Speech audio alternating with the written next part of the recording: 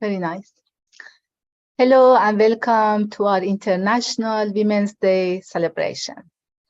My name is Zoreh Rezazadeh, the President of UNESCO Body and Mind Wellness, or referred to as UNESCO BMW. For your information, this program is recorded. Today, we want to celebrate Women's Day that happened on March 8th.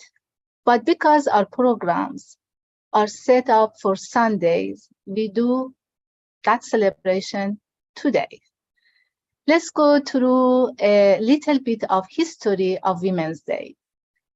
International Women's Day is a day when women in many countries around the world are recognized for their achievements without regard to divisions, whether national, ethnic, linguistic, cultural, economic, or political.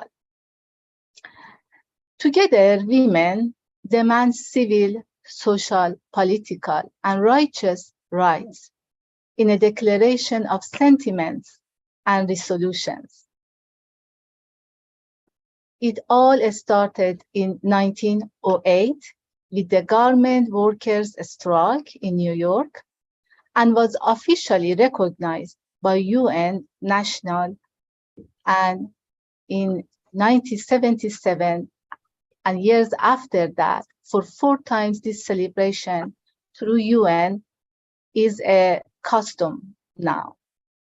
But in 1970, a strong woman, Shrimataji Nirmala Devi, a peacemaker, in tune with those women's achievements, founded Sahaja Yoga organization, which is our partner today. She believed that the way to achieve peace globally and for all humanity is only through inner peace. And this 2023 is celebrated as her 100 years of birth, hoping that her legacy of inner-outer peace reaches all corners of this world, as it is the main goal of UNESCO BMW here. Shrimataji got so many awards from different countries and prominent institutions around the world. She was a Nobel Prize nominee and gave different lectures on UN stage.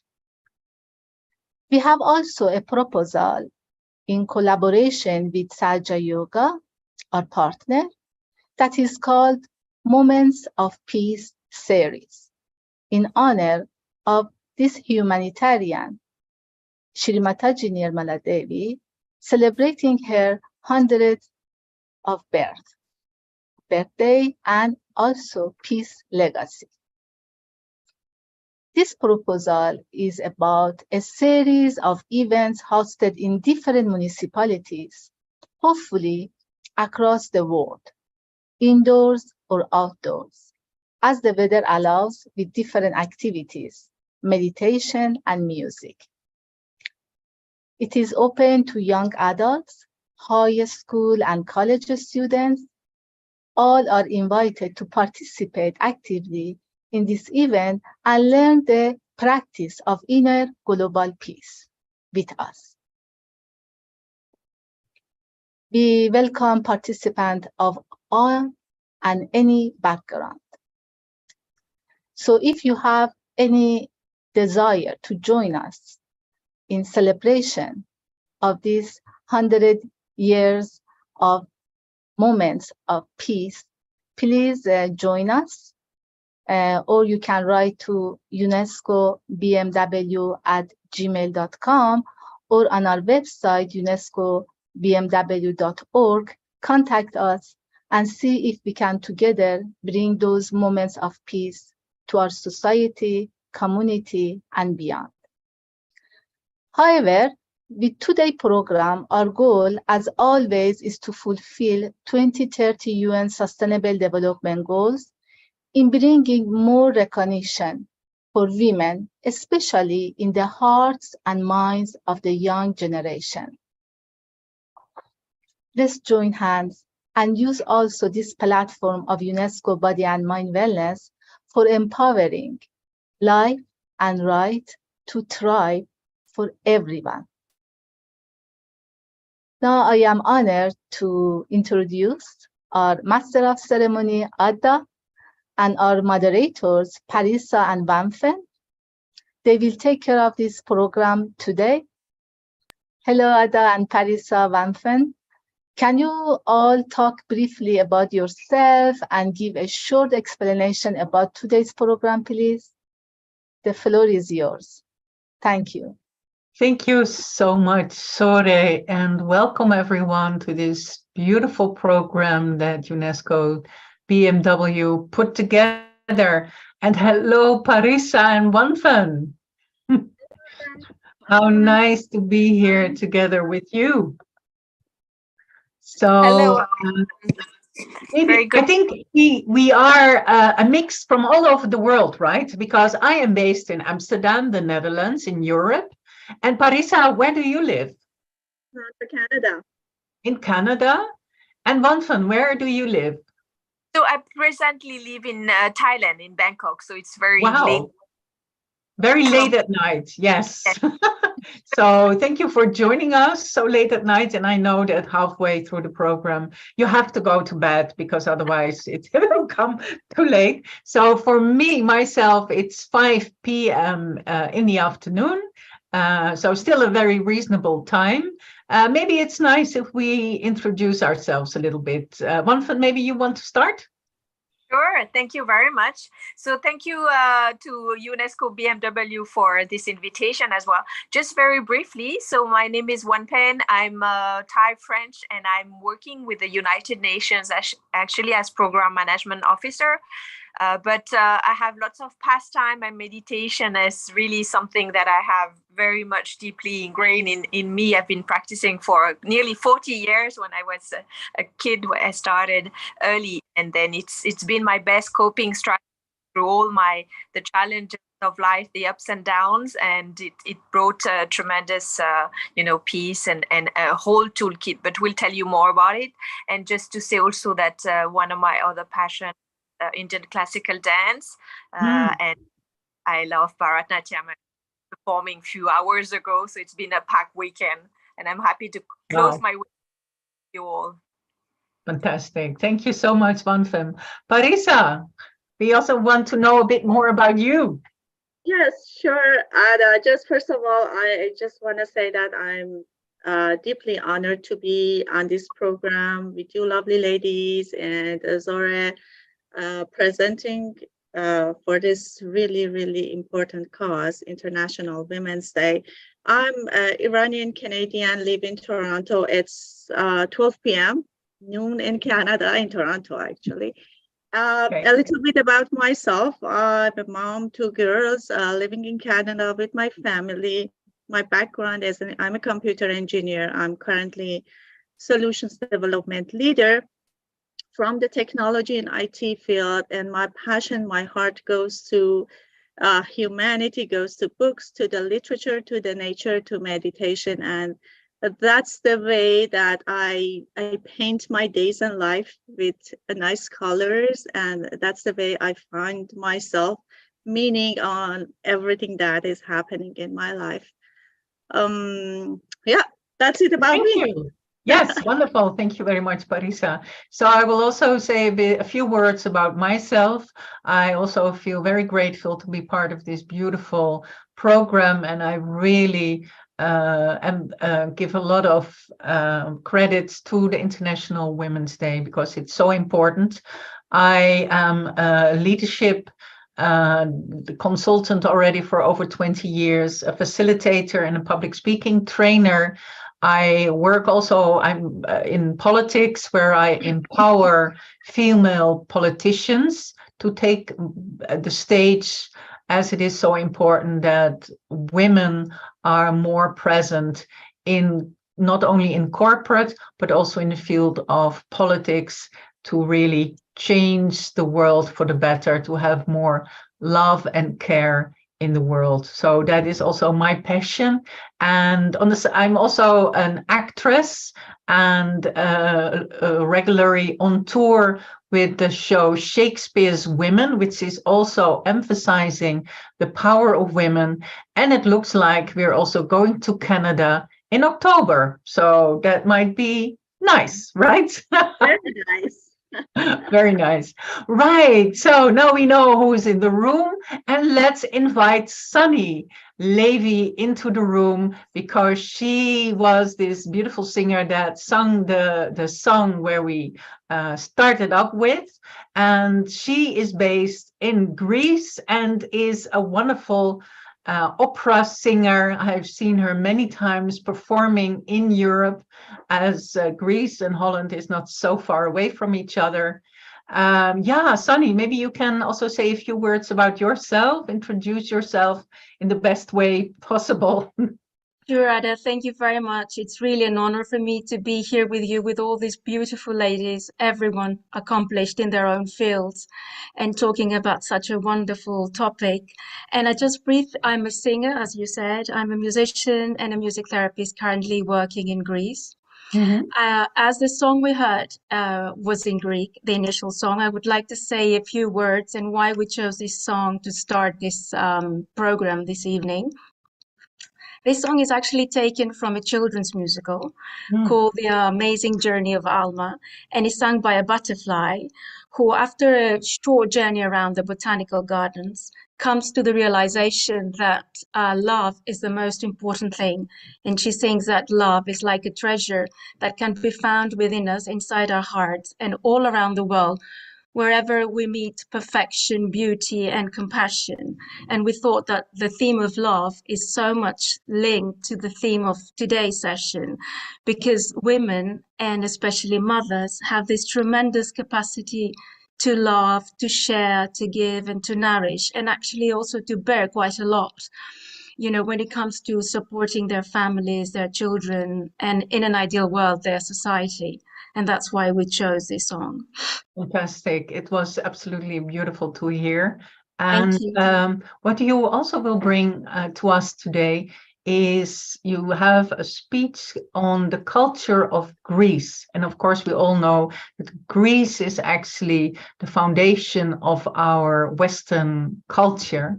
So, of course, also the role of women there must be very interesting to hear that. So, Sunny, I want to give you the floor, and we are very happy to hear all about your topic.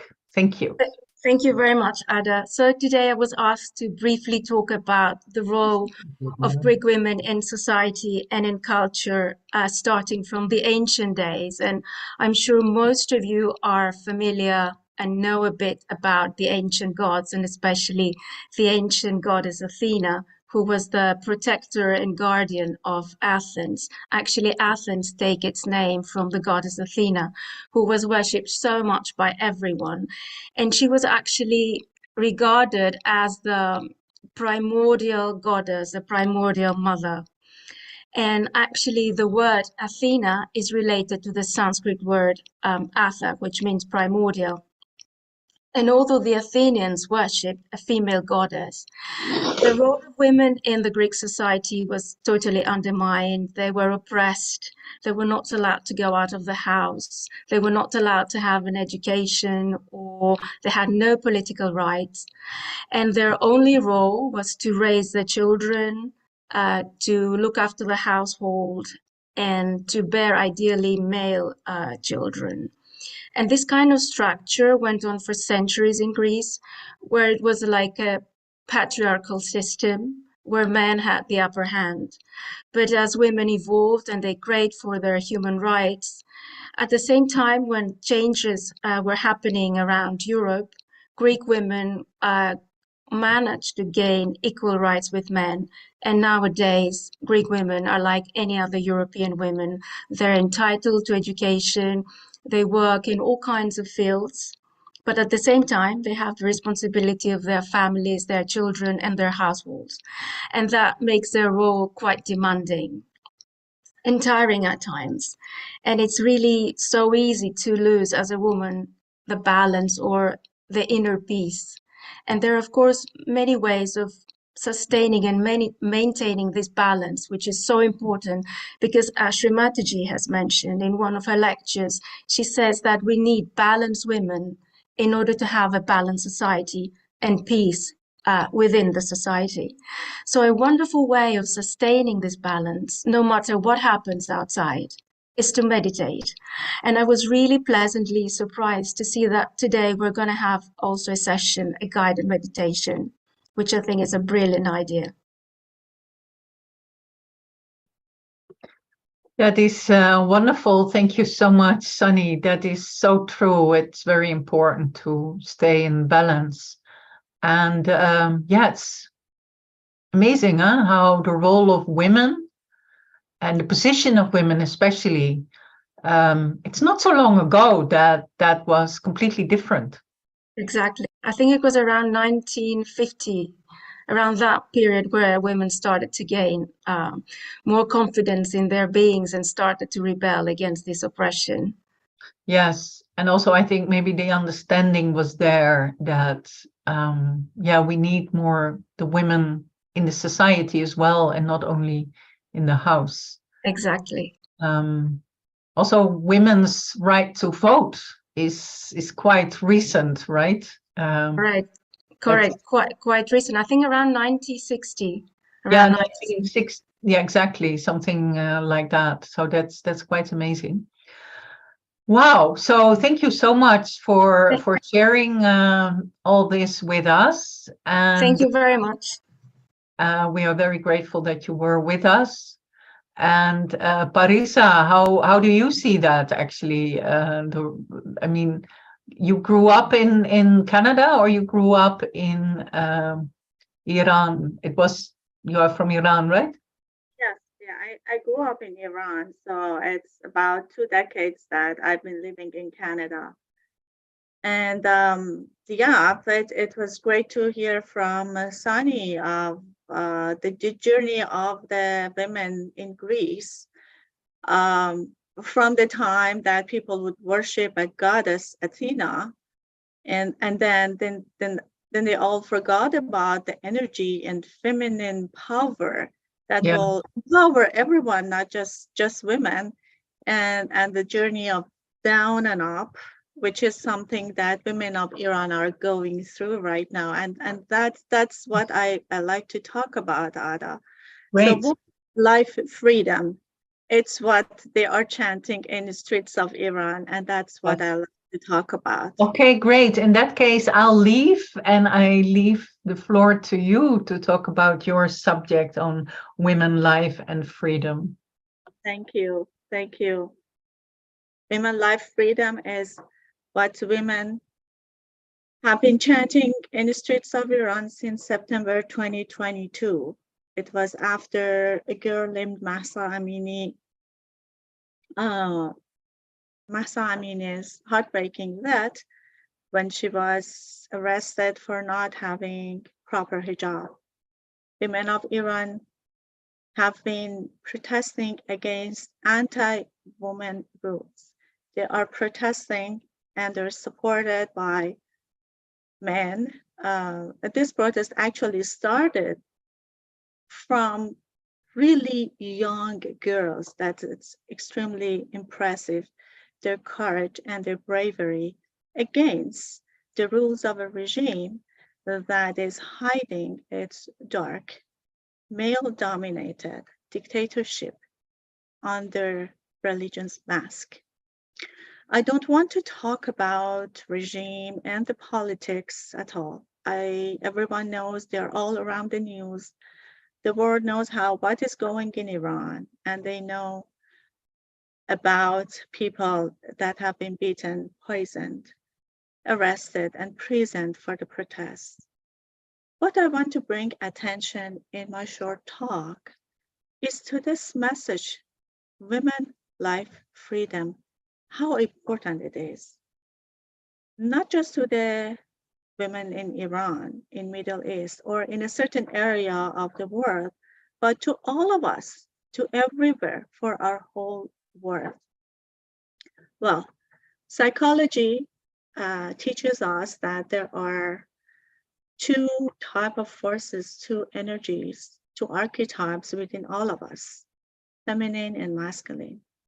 And it's just through connecting to both of these energies, to these qualities, and awakening all of them, is that us human beings can grow.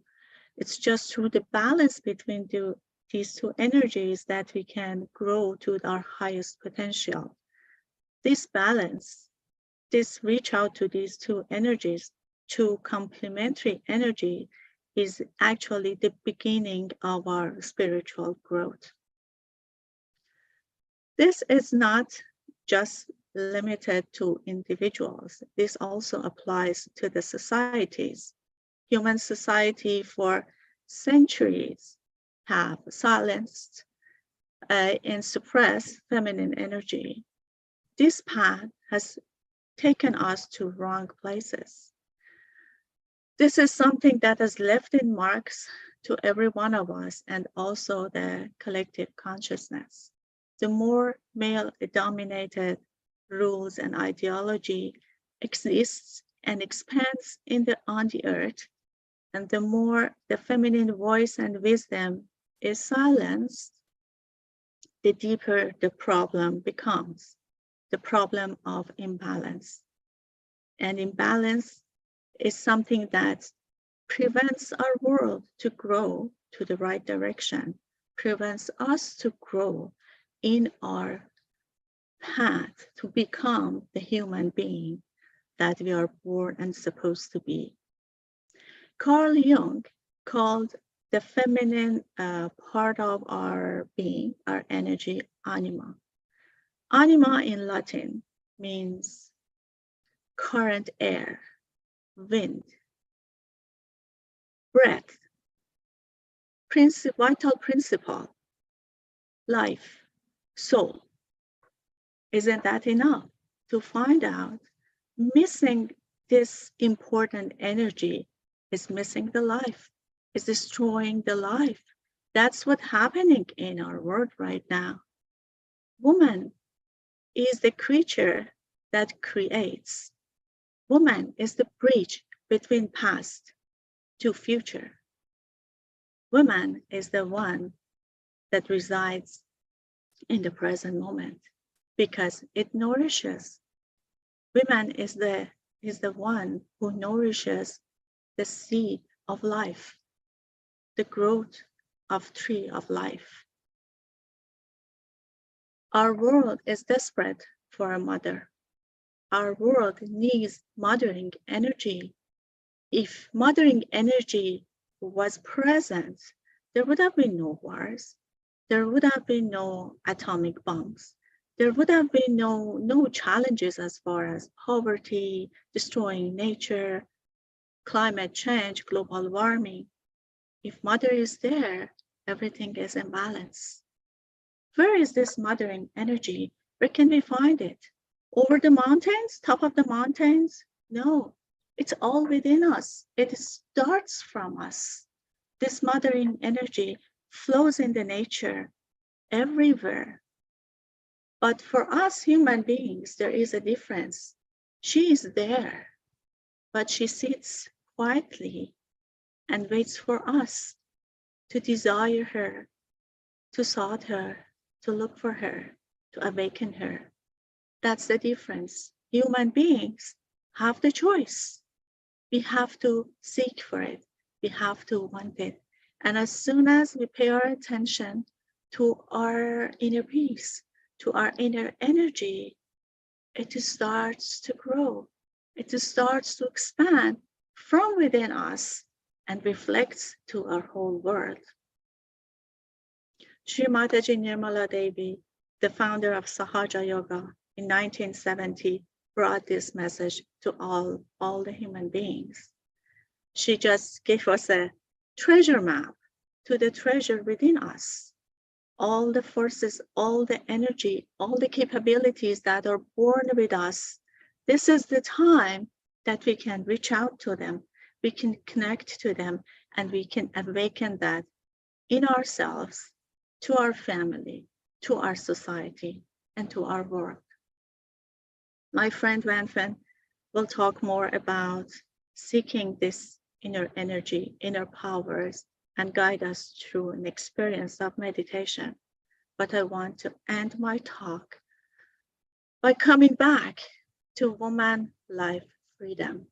It is our responsibility, men and women, to awaken and strengthen feminine energy and qualities within ourselves, so that our life and our world comes to balance, so that the tree of life grow within us and in our society, and then freedom from the war, from the fights, from the inequalities, from the poverty, destruction of earth, all in all, will come soon after, when the tree of life gives us the fruits of peace, the unity, the compassion, the love. This is not easy, my friends, and this is not a short path. We have to go there together. And let's not forget Iranian women's fight for their rights, life, and freedom. Thank you very much. Thank you so much, Parisa. Beautiful talk. And indeed, Wanphen, let's also invite you to come back into the room.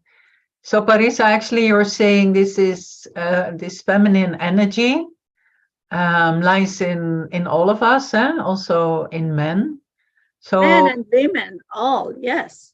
And of course, the freedom struggle of women in Iran is what could we do? What could the society do to help? What could these, how could they deal with this? Well, they go their paths, right? This is their path. But what we can do, it's just keep our attention on them. Keep our attention and support every woman around the world. You know, we are all connected. There is just one. So whatever happens to a girl in Iran, in Africa, in Canada, it has an impact on every single one of us, not just now, even in future, because it's the collective consciousness. So this disconnectedness requires us to be aware of what's going on, not just in ourselves, but around the world. So I would say, Adda, keep attention on what's going on, but more importantly, keep our attention in ourselves, in the feminine energy within us, and let it grow and enlighten us and everyone else's life. Wonderful. So how do you see that, Wanphen? Is it like improving your own feminine energy that can also influence the world? Is that something we should do? Well, yes, definitely. I think I mean, you're preparing the ground really well for what I wanted to share. And I think I totally agree. I mean, can't agree more with what Parisa said regarding really that really vital need, really dire need for these qualities, nurturing qualities to come through and to manifest more strongly. And in many ways, I think that's what we all, it's like the need of the hour. We are in such a crisis. There are so many crises around the world. Of course, we also need to keep sight of the fact of that over so many years of development, there is actually less conflicts in general in the world than there used to be. But still, I think we're going through tremendous times of changes and turmoil. And I think very benevolent and loving and caring, soothing qualities are so direly needed. And whether we think in terms of being a man or a woman or or in between, because nowadays many people think not binary, definitely these qualities are so direly needed, these motherly nurturing qualities. But should I get started into? Maybe that is a good idea. Let's experience your session on meditation and finding this inner source of peace. So yeah, I will go away from the stage and I leave it to you, Wanphen. Is that okay? Yes, sure, Adda. But just before you leave and before I get into my few minutes, there was just one thing I wanted to react and not necessarily react in the sense of a disagree, but Parisa, her last few words, very beautiful, related to that. I mean, urging us to to think, to keep our attention on other. And I just wanted to say how it's such music to my ears to hear that, because I often reflect on that myth of separation. In a way, I was myself working for so many years. For example, in New Delhi, my family was here in India for about 7 years. I was working in India, my family was in Bangkok, and I always kind of really meditated on that myth, this illusion of separation. In so many ways, that was true for my immediate circle. But in so many ways, we are so connected. And I think, of course, nowadays, the technology and all proves that even more than ever. But even at a certain level, through our attention, through our it's so much powerful to think that way, that in fact we're really one big family, and everything that affects one would affect the other. But I think through meditation, maybe we have the tools to almost expand our consciousness in that direction. And I think that's one of the strengths of the method of meditation founded by Shri Mataji, whose 100 years we're also celebrating this month. Let me then get started. Yes, and I think please do. I'm given so I just put my timer so I don't go over time. Not too much, at least. Can I ask you to kindly then share the screen, because I'm connected from my phone. For some reason, I couldn't easily connect with my laptop. So Yes, thank you so much. I have just a few slides to support the process, and if you don't mind, I have to wear my glass because it's small on my phone. So yes, thank you so much. I've prepared these few slides and I have very little time, but I want to get to the essence of it pretty fast. And it's like really an express session, getting into a bit the core of the matter, and then we'll just save a few minutes towards this short session for really a glimpse of meditation. So yeah, not that slide. Yeah, thank you. Let's move on. Next slide. This was just yes. So I wanted to touch on that, and somehow the first few speakers, was it Sunny and Parisa, really paved the way for me. It was a good introduction in the sense that Sunny talked about the goddess Athena and how the feminine power was suppressed for many years. But I wanted to come back to that a bit historical perspective to some extent, but really very, very briefly to say that throughout our evolution, I think what really triggered any action, any any movement, any innovation throughout the history of human evolution is essentially that desire or quest, searching for something. And I wanted to reflect on the fact that the object of our search has been really evolving over time, from the most primitive, search for food, for shelter, to over time really to more subtler desires or subtler things, and to more complex. And I think nowadays we've reached a certain level of development in so many ways, at least for many countries around the world. Of course, there's so many who are still living in great hardship and are still searching for the, being able to meet the most basic desires. But essentially, this quest has been something that has always been there, and to subtler and subtler things. And I think mostly nowadays people look for some types of fulfillment, whether so beyond the fulfillment or the search for material well-being. It can go to search for recognition, for validation, for popularity, or there's so many things that people are striving for. But what I want to say is that often what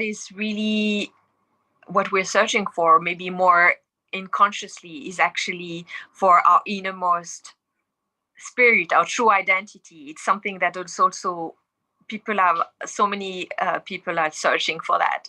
And I wanted to briefly go through that short little legend, which is from a Hindu legend that is, I won't read the whole, you can maybe, you can see the slide, but it's a very beautiful short story of a time when the gods were, the chief god was not happy with other gods and decided to hide their divinity. And so there was a discussion among the Council of God as to where should that divinity be hidden. And there are so many arguments, but the decision was essentially that whether we would, hide it at the depths of the ocean or on top of mountains or, in space. At some point, humans would always find a way to find it. So the decision ultimately was, in fact, to hide it in their innermost being, so that, because it's very likely a place where they wouldn't go and search for it. So very glimpse of that story, because it tells us a beautiful analogy that, in fact, we tend to search for happiness or fulfillment externally, while in fact, if we turn within ourselves, there's really a treasure to be found. And through the practice of meditation, and in particular, the practice of Sahaja meditation, which personally I've been practicing for nearly 40 years, I think there's really a fantastic way to tap into that innermost energy and really find ways to channel that energy. So next slide. Very briefly, I want to emphasize that point that, yeah, there's this unique discovery in the sense that it's very unique in the sense that it's made accessible. It's made through the practice of meditation in this format. You can actually quite easily tap into that innermost energy. And so Sahaja yoga, because it's the yoga I've been practicing for many years, I'm happy to tell you a bit more about it, that, and then take you through a very short experience of meditation.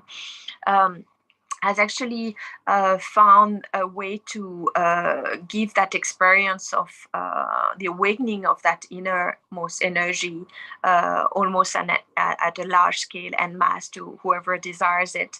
And I have that little picture here on the right. You can see it's actually a composition, a collage, where it's telling us that this spiritual or this residual force, sacred energy within, is actually called Kundalini, which means in Sanskrit the one that is coiled. And so there is something very special about that coiled movement, because it's that spiral movement is actually in every aspect of nature. It's there in the many living organism, and that's often the way the energy would expand exponentially. So next slide. I want then to turn towards more the subtle body. There is also a very short video clips that I had selected in case you can show it. But while that happens, I can also take you through. It's a silent clip, so I can tell you a bit about that, so that it gives you a sense. Is there a way you can remove the menu or the play so that we can see it in full screen? Otherwise, essentially, so as I was saying, and this is also, it was very well mentioned by previous speaker in terms of the archetypes within us. We have these dual forces. We have these 3 channels of energy and these 7 energy centers. And so this is a diagram or very simple representation of our subtle body. And the subtle body, in a way, it's a network of channels, of 3 channels of energy and 7 energy centers or chakras. And in fact, this subtle body, really the condition of that subtle body, the level of balance we have within us, actually determines our entire well-being, whether we know it or not. But if we have imbalance in our subtle body, in our chakras, then we would have a certain weakness in our emotional or physical or mental well-being. And so this little short video was explaining the process of the awakening of the energy. So that's the hypothesis that we have also in our meditation, is that there's a simple way to awaken the energy, and that's what we will do together. For just 3-4 minutes, we'll get into the state of meditation. And so I won't have time, obviously, to go into detail, but just wanted to say that this is really the core of our being.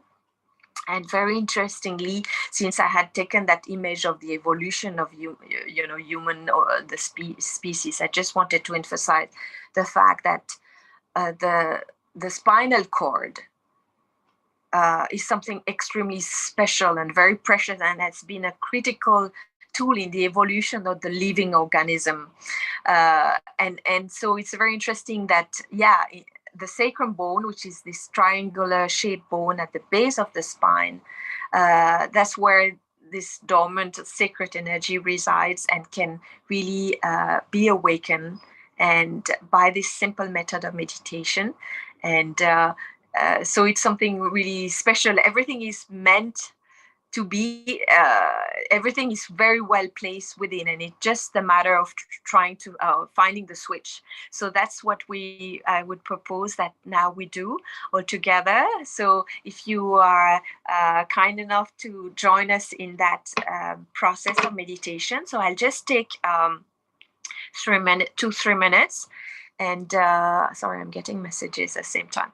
And we'll get into the meditation. So let's just get straight into it. As usual for meditation, it's very good to be very, comfortably sitting on your wherever chair or on the floor. And then we will essentially place our hand. It's just a short protocol I will show you, and then we can do it together with our eyes closed, just to awaken the process of meditation, to help us get into a state of meditation. There is a simple way by which we awaken some of the quality of the chakras. We won't go into details, but we'll just do 2 or 3 main energy centers. And we'll start with the heart, and then on our left shoulder, and then on the forehead, and then on top of the head. Just a very simple process, just to awaken, or to try and awaken the energy. Normally it's a bit of a longer process, it's just compressed.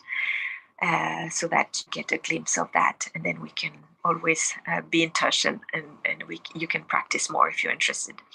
So let's get started, and so just be relaxed. Essentially, your hands on your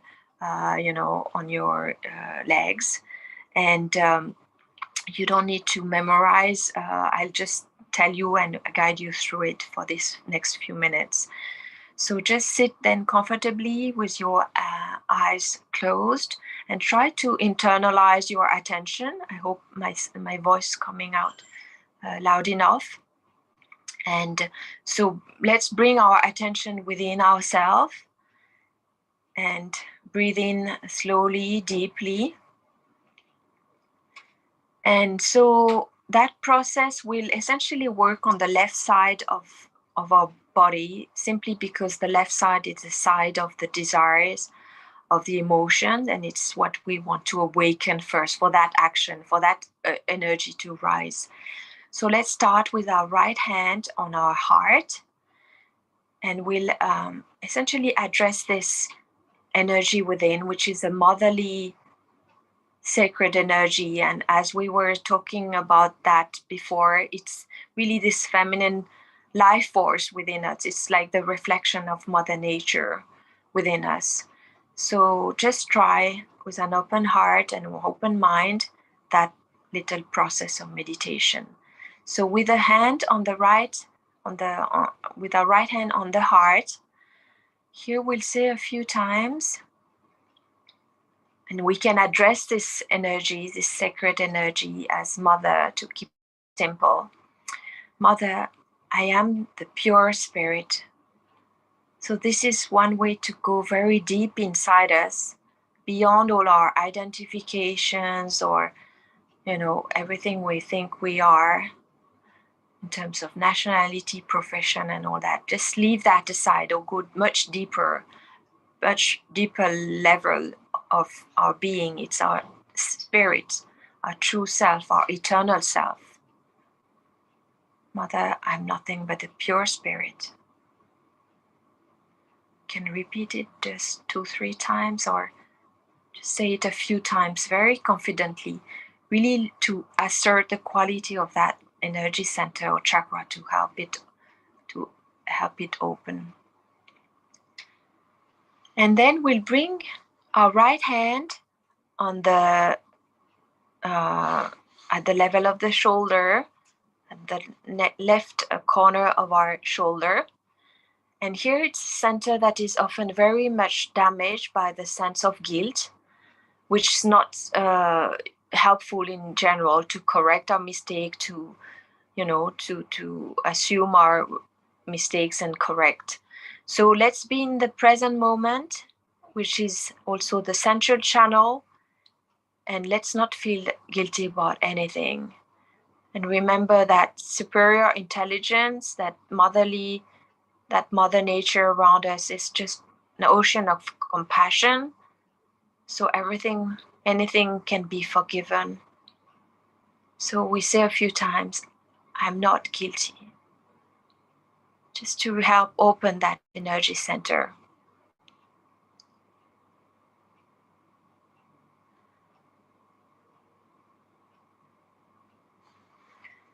And then we will bring our hand on the forehead, which is the sixth center, and it's very much constricted and blocked by all our thoughts, our mental activity, our planning, and any tension we have, angers. If we are angry, if we feel strongly about something, but the way to liberate, to free ourselves from that is just to forgive. So from the bottom of our heart, very sincerely, let's say a few times, Mother, I forgive everyone. So just really to free ourselves from our thoughts and from our anger, to calm our mind. Mother, I forgive everyone. Say it very sincerely, very from the bottom of your heart, so that it can bring us more peace in our mind.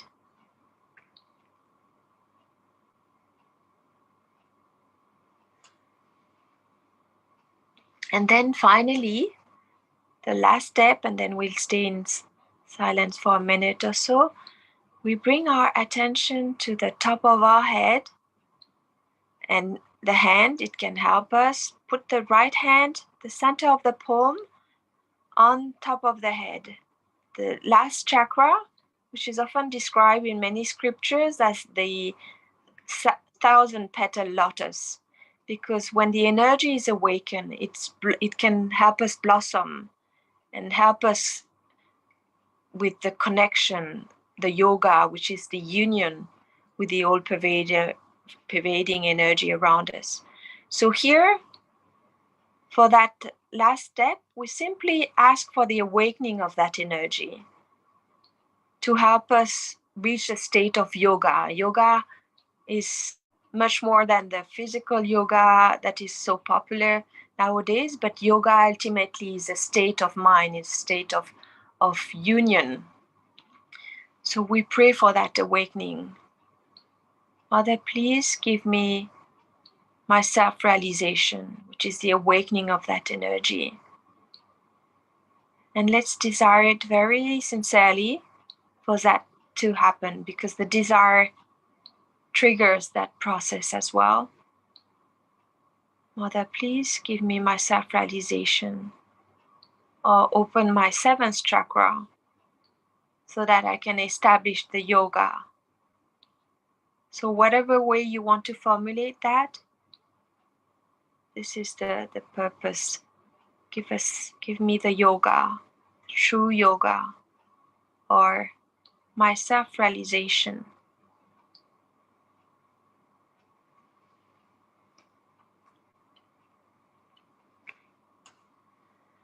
And then let's keep our attention on top of our head for a minute. This is just to get us into mental silence. Just cross your mind, go beyond, and be in the present moment.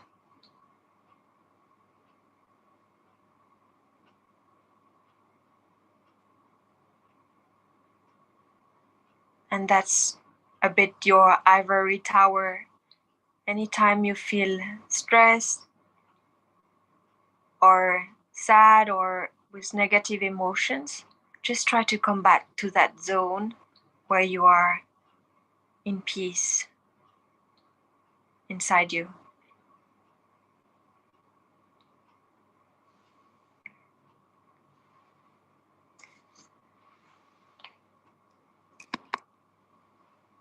So I would gladly continue to meditate a bit longer, but I'm not sure if time allows, because we have a very long program ahead of us for this very interesting time session. So I think we could almost end it there for the meditation, just to get a glimpse of that. Yes, thank you so much, Wanphen. That was really very beautiful and very valuable also for today's session. So thank you very much for that. And yeah, I believe we do have to go on. So I want to thank you very much, and also beautiful introduced this meditation. So thank you very much for that. And Parisa, I believe we go on to our next guest, don't we? Yes, yes. And thank you very much, Wanphen. That was a beautiful meditation. Amazing. Absolutely. The sound was amazing. Thank you. Thank you. So Parisa, who is our next guest? Because I think she's already there. Yes, next we have Charis Williams, and she's talking about healthy nutrition for us. Wonderful. Hi, Charis. Hi, Charis. Should I say Charis? It's Charis, yes. Okay. Sorry about that. No problem. Thank you for having me. It's an honor We to are very grateful you're here, Charis. And so yeah, let us say a few words more about you. You're a wellness coach. You also wrote a book about belly fat and then the recipes against it. So I definitely need your book. That's for sure. Me too. Me too. Yeah. Because as women, this is something we struggle with, don't we? So we're very grateful to have you here, and yeah, we would love to hear a bit more about what you have to share. And please also share a bit more about who you are and what you do, because of course I don't say enough about everything you do. Okay, well, thank you. Thank you for the intro. Yes, my name is Charis. I'm a health coach, health education specialist, and personal trainer. I do in-home personal training, and I also do intrinsic wellness coaching, which is kind of diving deep into the mental hurdles that are keeping us from being consistent towards achieving our goals. I wrote the Belly Fat Recipes book because a lot of people have a difficult time coming up with recipes that are compatible with a belly fat loss diet.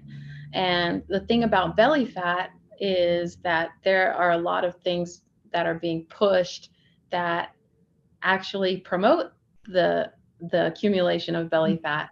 Yeah, so it's really important to get clear on the proven methods of how to like slim our waist, how to get rid of the fat that's accumulating around our organs, that toxic visceral fat. Yeah. Belly fat.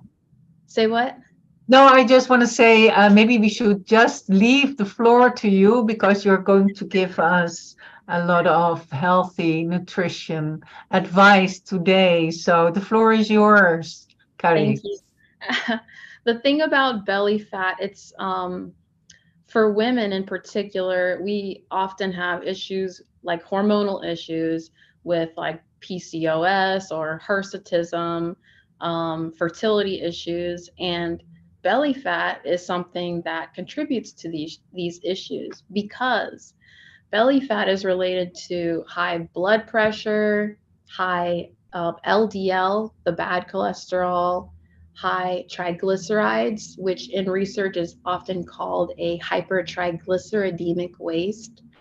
Belly fat is also related to low levels of the good HDL cholesterol and metabolic dysfunction like diabetes.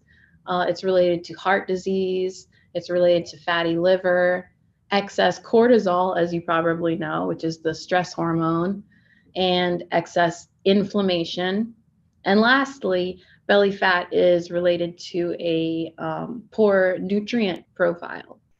So what often is the case is that people cut down their calories because they want to lose weight, but they're not increasing the nutrient content of the food. So they're not correcting those nutrient deficiencies that are quite common among people who have central obesity, which is belly fat obesity.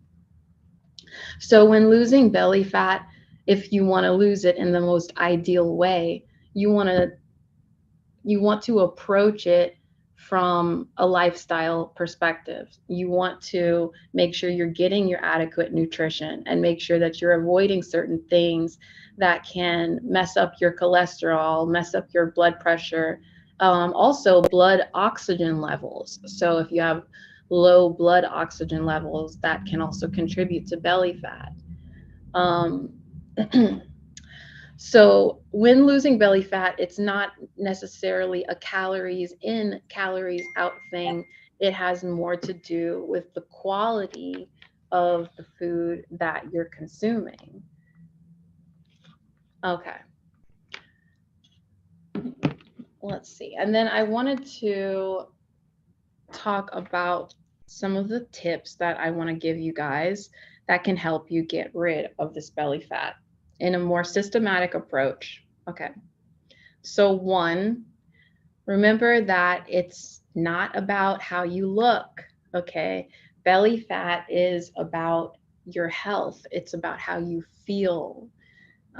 It's about our mental health, because often when we are stressed out, we are increasing the likelihood of getting belly fat. Okay.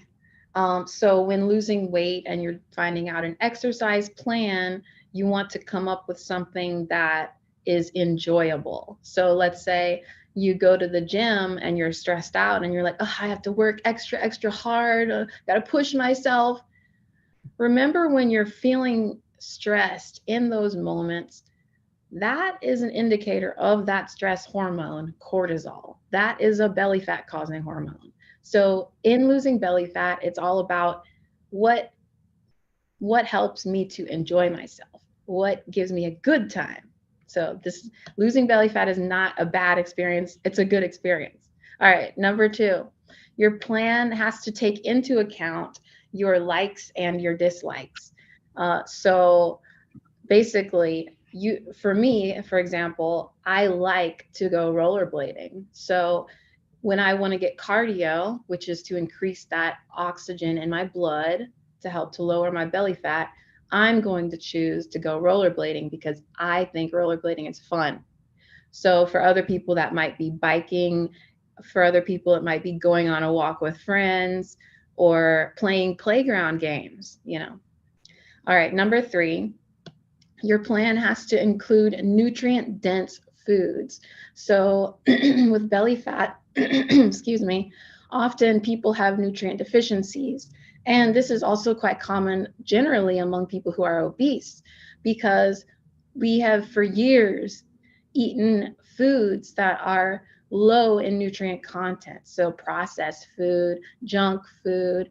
That means all the years in which you were eating junky food are years in which you have robbed your body of the nutrients that your body hungered for. Every time you get hungry, your body is asking you to give it nutrients. And if instead you're giving it things that are not nutrient dense, you're causing health issues in your body. So make sure you have a nice nutrient dense plan. Number 4, remove and replace habits in your life that contribute to belly fat.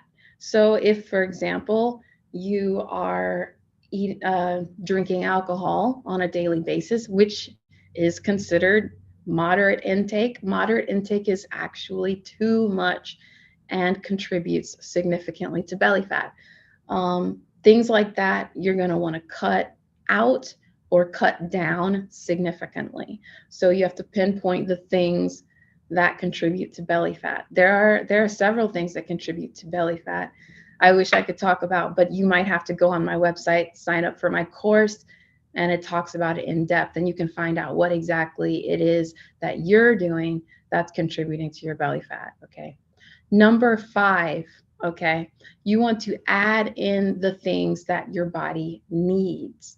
So often it's not what we're doing, it's what we're not doing. So for example, whole grains are absolutely essential for losing belly fat. In fact, it works in a dose response because it balances your blood sugar levels.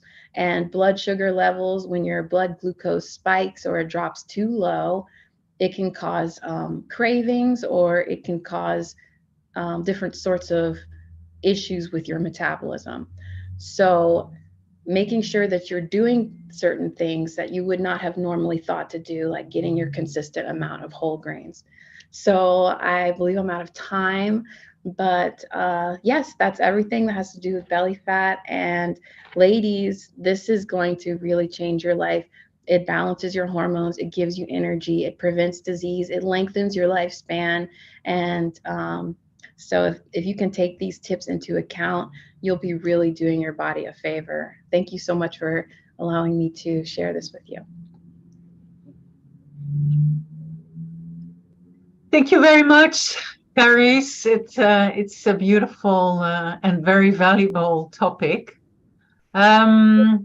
I'm just wondering, when women get a little older, then you also have more belly fat problems. Do you have some advice on that? Yes, in fact, for the whole grain study that I was referring to, in which you're receiving a dose response result, that is actually in postmenopausal women. So postmenopausal women, please make sure you're getting your whole grains.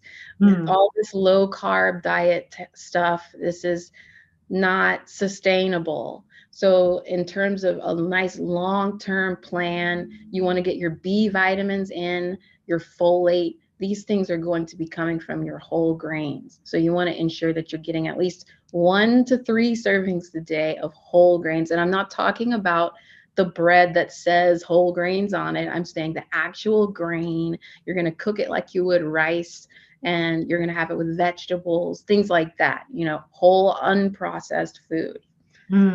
Very valuable information. Great. Thank you. Anything else, Charis? You have a question or a remark, maybe? Yeah, I can. Well, thank you very much, Charis, for the points. Definitely, I have to use many of them. But I just can't help myself pointing out the beautiful wallpaper in your background. Thank you. It catches my eyes. It is, and I think is this virtual? But no, that's real. That's the wallboard behind you. That's beautiful. Thank you very much. I'm in love with it too. Yeah. And it's nice to know that you have a lot of tips that you have to put in place, because when you have something to do, you know that you will get results. Yes. Now, if you have nothing to do, it's like, well, why am I in the place that I'm in? And it's a hopeless realm to be in. So it's good that should be encouraging to you. And I also learned, Charis, that you just do one thing differently and it makes a lot of difference. So we may not need to do all 5, 6, 7, 10 points. Just grab one of them and stick to it. We will see the changes. Absolutely. And like, even for example, nut eaters, people who eat raw nuts, they have yearly losses in weight each year, whereas the average American gains 2 pounds every year. Wow. Yeah, very interesting. That is also very worrying. Oh my God. Every year, imagine. Yeah, it's like a losing battle almost, but once you know everything you need to know, then you're good. Yeah. So it's definitely not only exercising, but absolutely also the two together, right? Yes, exercise, diet, water, sleep, those are the most important things you want to get right when you're getting on track with your health. Yeah, absolutely. Sorry, I suddenly have something with my laptop and my charger. Very unprofessional, but this is... No problem.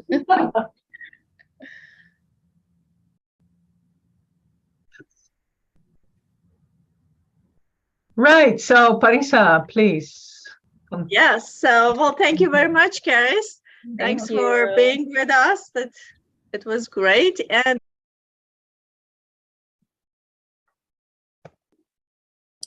I am so sorry I'm late. no Hello. problem. Hi, Sara. Am I saying your name right, Sara? Yes, you are. Yes. Nice to see you. I don't know what happened to Adda's presentation. I think there's some technical problems there. Yeah, probably. Well, thanks for joining us, Sara. We can continue with the program. And yeah, so you are talking with us about youth and ableism. What an important topic. So do you want to introduce yourself, and then the stage is yours, Sara? Hi, I'm Sara.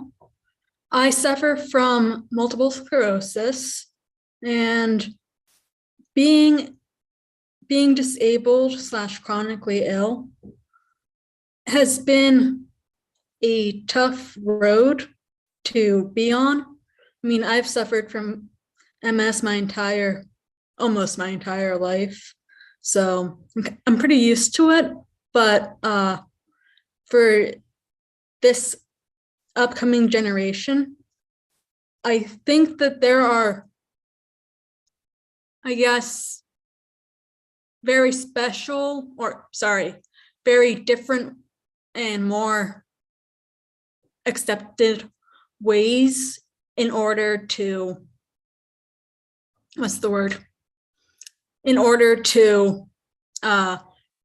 cope with their illnesses, and also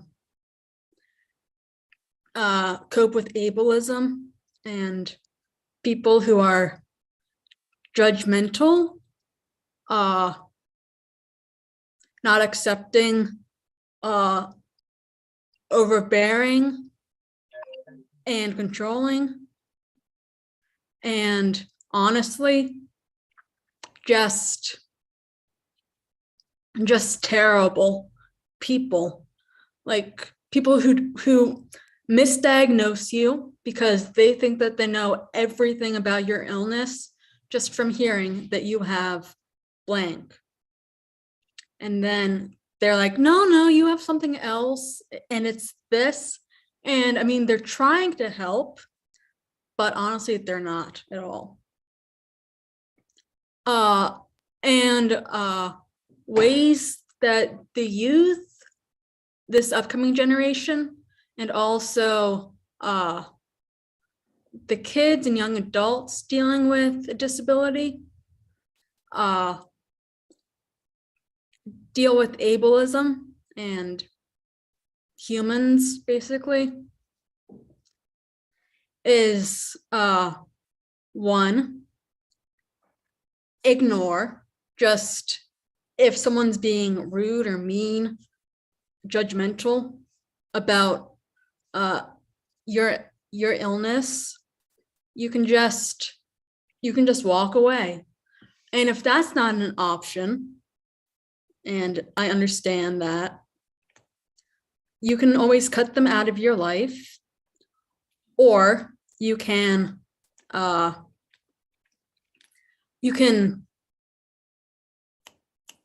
explain your illness and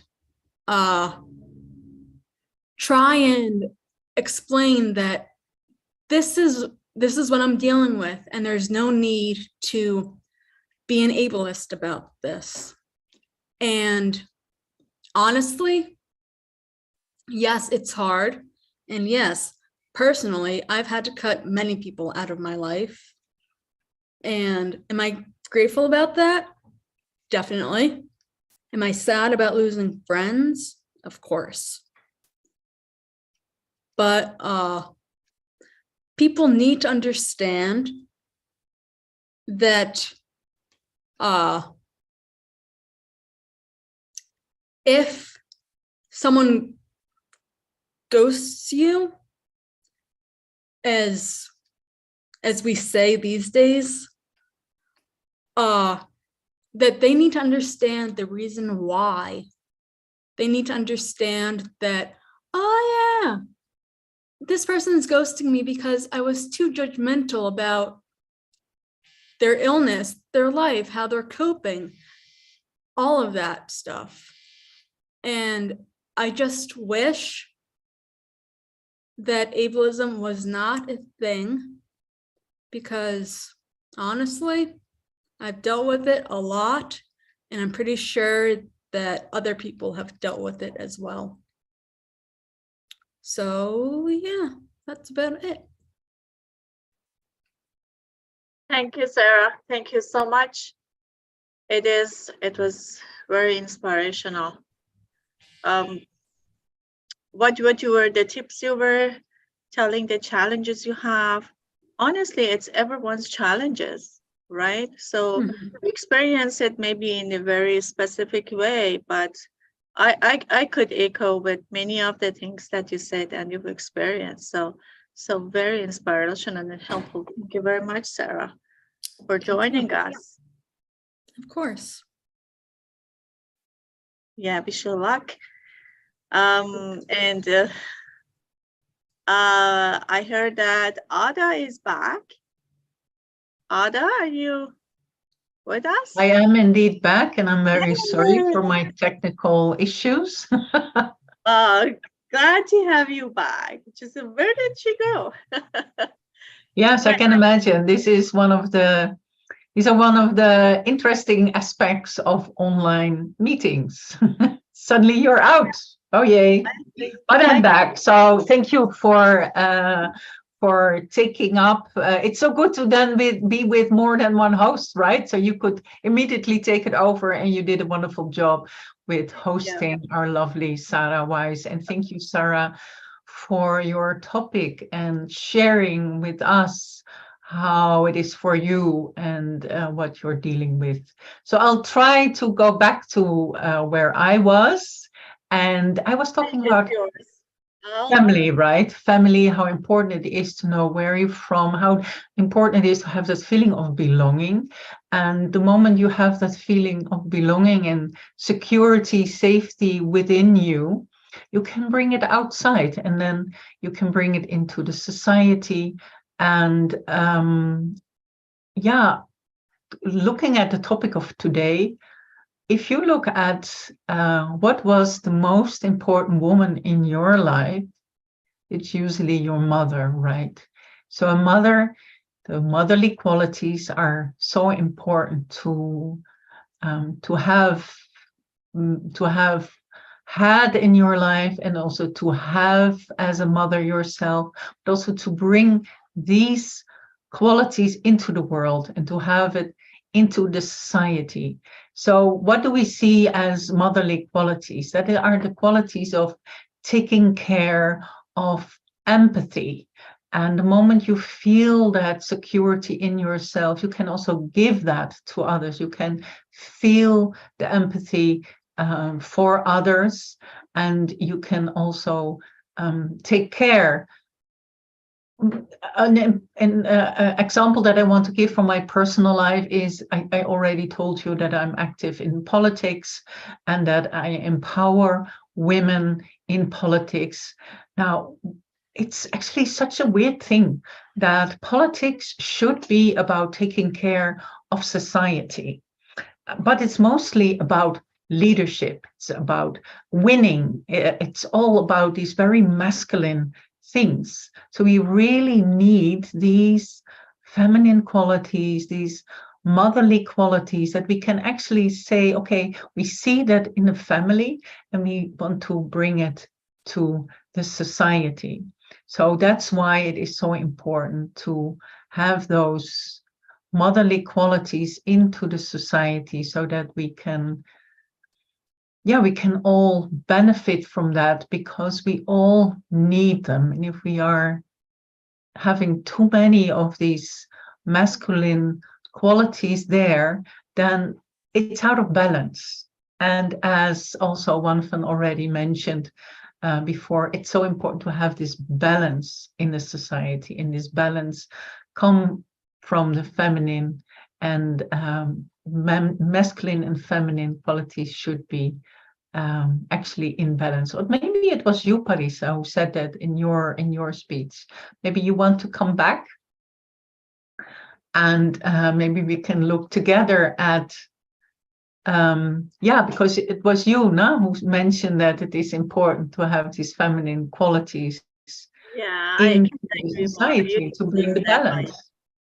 Yes, exactly. So then just the society will be like family, so that the feminine energy, the motherly energy, is not present in the house. It's just reflected to the whole society. I couldn't say this the way you said it. That was beautiful. Yeah, politics should be like extending houses to the society, families to the country. Exactly. And it looks like we're kind of lost in this masculine way of doing things. And maybe in one time in our history, it was important, maybe, during the Industrial Revolution, some things like that. But we don't need it anymore. And I also have the feeling that men need these feminine qualities also to awaken that in themselves. Because they also need it, and they also have it actually. But somehow we see in a society, we look at these qualities as less important. Yes, and that's why we are out of balance, and why we are not functioning to the way it should be, the whole world. Yes, yeah, and we have been talking about one side of the horizon, but women also, this balance should come in both sides, right? So women has to also awaken the masculine force and energy, and men need to awaken the feminine. So that's why everyone can get to their highest potentials. Yes, and indeed, I totally underline what you say. Indeed, then we can have, totally we can be really blossoming, all of us, if we are more in balance, and that's also very beneficial for the children that we bring up. Yes, yeah, exactly. So if they learn it correctly from the beginning, they have good role models. We can imagine how good the world would be, how good is the future. Yes, exactly. Of course, then if we look at practicalities, we need to, our society, we need to work in the society in a different way, childcare, how to deal with that. In Holland, for instance, it's very normal to work part-time. But what is a problem is that only the women work part-time. That means that the women take all the caring and all the other duties upon themselves. So they work actually too hard, although officially you work only part-time. What would be good if maybe it becomes normal to work less hours. It becomes normal to work 4 days a week. And if as well as both parents can work 4 days, it's already a lot easier to also take care of children. And maybe you can also be a manager with two people sharing the same job. But I understand now that I say things that for Europe is already kind of normal to look at it in a certain way. I mean, we have big companies where we call it a duo management. So there are two people in charge, and ideally a man and a woman. So you can actually have those gender parity in the leadership. But I guess that is already a bit different in your part of the world. It might be a bit more different. I don't know. How is it that for you? Well, in Canada, it has been the movement. So the government puts this in the attention and has the gender equality in the management, in the governmental management. So ministers of the Canadian cabinet are half and half women, half men. So this is great. But Adda, I think that these are great, but the change should come from within, right? It's also just Yeah, that's the transformation of the way that we look at life, and every aspect of the life should come from within for men and women. It's not enough to have women in charge.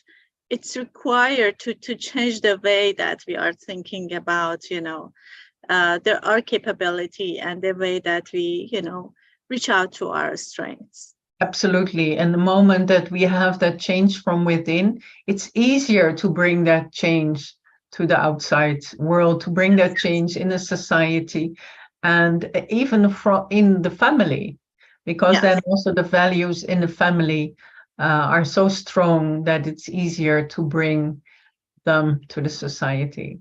Yes. When it comes from within, it's all natural. Yeah, it's absolutely. Absolutely. The other side. So, yes, and thank you for having this very nice discussion with you, Parisa. Let's go to our next guest. And she's very special also. We have all these wonderful guests. Let's bring her in. She is called Ludmyla. Am I right? No, I'm not right at all. I think we have Adama. We have Adama, but I saw another message. It is Ludmyla. Yes. Hello, Ludmyla. Thank you for joining us. And you are actually from the Ukraine. Yes. So tell us How a do bit. you hear me? How do you hear me? We can hear you very well. We can hear you very well. So that is fantastic. You live in the USA, but you are from Ukraine, right? Yes. I'm Ukrainian American, and my name is Ludmyla, but more affectionate name is Mila. So I go by Mila as well. Okay. So let me introduce myself a little bit. I live in Virginia, and I'm an ESOL teacher. So I work with kids in one of the elementary schools in Virginia. And when I have some downtime, I like to sing, meditate, stay in nature, bake, sew, embroider, and also make silk flowers. Whatever brings me balance, I like to do. Wonderful. So please share with us what you want to tell us about silk flower making, and then we leave the floor to you. Sure. One of my hobbies is to create silk flowers. It's when you get pure silk and you have a pattern. You paint, you have special dyes for silk, you paint each petal, and then you assemble beautiful works of art made of silk, and it's handmade. It's one of my hobbies. I would like to talk not only about this hobby, I would like to bring some more information about Ukrainian women, because I'm Ukrainian American with nevertheless, I do cultivate and preserve Ukrainian traditions and culture. And so females in Ukrainian culture have always represented not only the hearth of home, but also spiritual values. And these spiritual values were passing down from different crafts, such as embroidery, ceramics, pottering, egg hand painting, floral crown making. It was from generation to generation. So when you go to Ukraine, you can come across many artists, and they are also women. And I would say that flower woven headpieces made of these flowers are a constituent part of the Ukrainian national outfit, along with traditional clothing such as embroidered shirts and dresses. They also, these flower crowns, or in other words, flower headpieces, it has a lot of names. They used to be amulets a long time ago and perform different functions. And also nowadays, not only in Ukraine, but in the whole world, there is kind of a, it has been a surge in national pride. I would say not only in Ukraine, but worldwide. And in particular, in terms of Ukrainian culture, flower crowns are extremely popular. And I would like to share with you how these flowers are made. And I would like to mention that it's magic when you're able to turn a piece of silk into beautiful flower or flower crown, whatever the design is. Let me share a video where you can plunge in the process of silk flower making.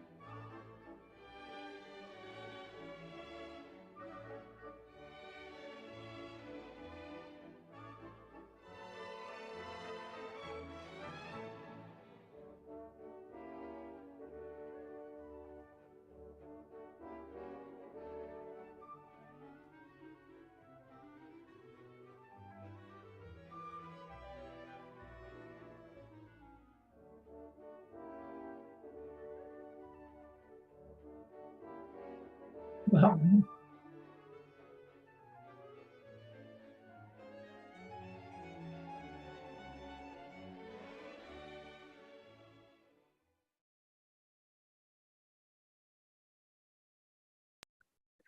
Amazingly beautiful, Ludmyla. Wow. Thank you so much. They look very real.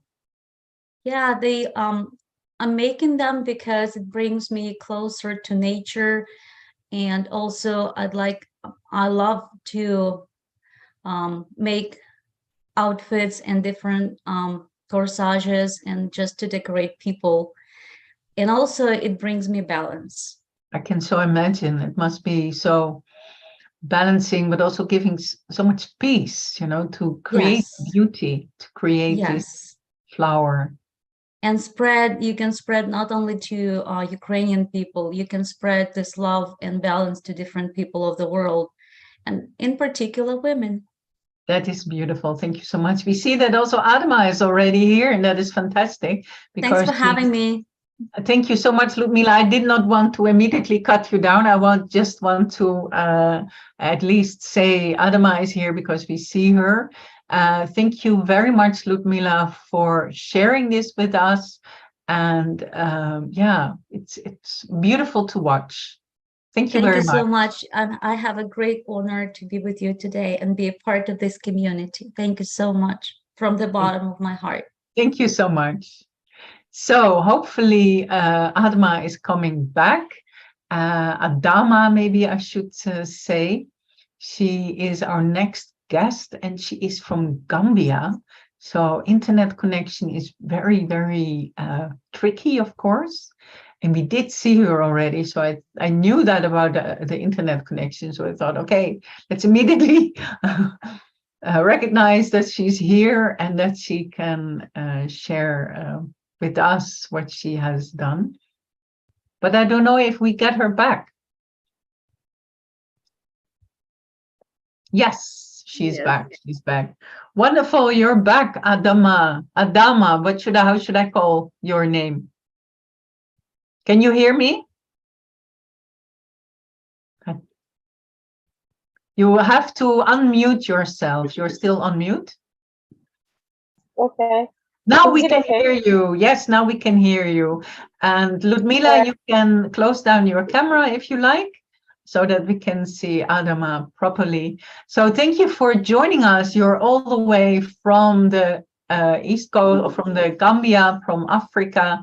You are a student, but also a spokeswoman of the Pro-Academian Support Organization and a partner of UNESCO BMW. Wonderful.